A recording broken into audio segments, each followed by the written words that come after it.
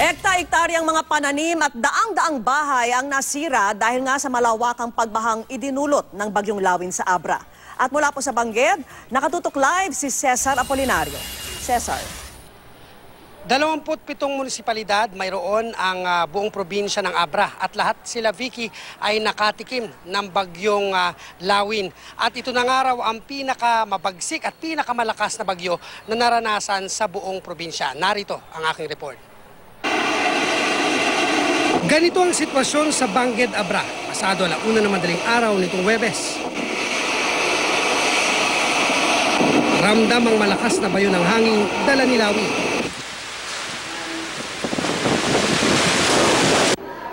Pagputok ng liwanag, tumambad ang mga nagbagsakang sanga at ilang yerong tinangay sa kalsada. Pero patikim pa lang pala yun ng bagsik ni Lawin dahil pagsapit ng 8:00 ng umaga, ilang minuto lang ay nadama na ang totoong hagupit ng bagyo.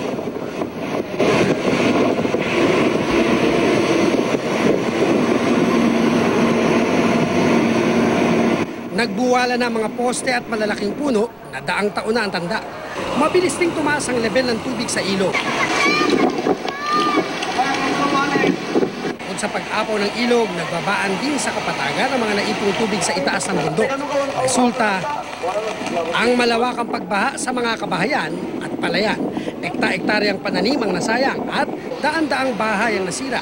Sa bayan ng Bangged, halos 200 bahay ang bahagyang nasira habang 50 ang nasira ng tuluyan. Kabilang ang bahay ng pamilya Rapal na halos walang natira. Ay, yung mga dingding namin lumilipad na, sir. Nilipad na Oo, siya sir. talaga. Tapos, yung mga gamit namin, binalikan namin, dinala namin sa bahay ng kapatid ko. Okay, so mas safe doon. Oo, sir.